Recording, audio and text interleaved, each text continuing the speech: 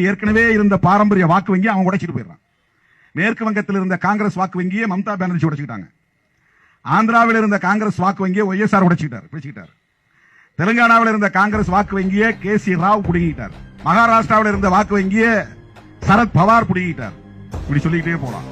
தமிழ்நாட்டில் மூப்பனார் காங்கிரஸ் இருந்து வெளியேறி காங்கிரஸ் வாக்கு வங்கியை பலவீனப்படுத்தினார். அப்போ அவங்களுக்கு யார் ஓட்டு போடுறா அதிகமா?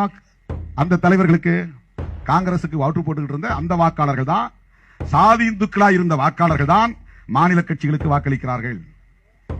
தமிழ்நாட்டிலே உருவான பாமகவுக்கு எங்கிருந்து வாக்கு வங்கி வந்தது? அதிகபட்சம் காங்கிரசுக்கு போட்டுக் கொண்டிருந்த வாக்காளர்கள் தான் பாமகவுக்கு வந்தாங்க.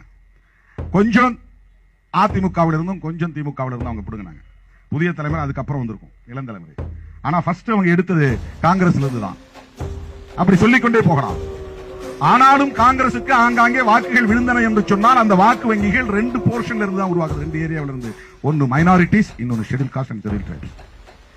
அதை ரொம்ப கவனமா பழங்குடி மக்கள் வசிக்கக்கூடிய பகுதிகள் 25 ஆண்டுகள் வேலை செய்து சங் பரிவார் அமைப்புகள் அங்கேயே உட்கார்ந்து பழங்குடி மக்கள் பெரும்பாலும் 75 விழுக்காடு கிறிஸ்டியன்ஸ். வட இந்திய மாநிலங்களில் இருக்கக்கூடிய பழங்குடி மக்கள் 75 விழுக்காடு கிறிஸ்டியன்ஸ். அங்க போய் கிறிஸ்டியன் மத்தியிலே அவ கிறிஸ்தவத்தை வெறுத்தாலும் அந்த மக்களிடத்தில் போய் உட்கார்ந்து வேலை செய்து அங்கே திரிபுராவில் ஆட்சியில் இருந்த மார்க்சிஸ்ட் கம்யூனிஸ்ட் கட்சி தூக்கிடுறான். எவ்வளவு பெரிய கால்குலேஷன் பாருங்க. வடகிழக்கு இந்திய மாநிலங்களில் இருந்த பழங்குடி மக்களை எல்லாம் இன்றைக்கு தாமரை சின்னத்திற்கு வாக்களிக்கக்கூடியவர்களாக மாற்றிவிட்டார்கள். கிறிஸ்தவர்களே பிஜேபிக்கு வாக்களிக்கக்கூடிய நிலையை ஏற்படுத்தி இருக்கிறார்கள்.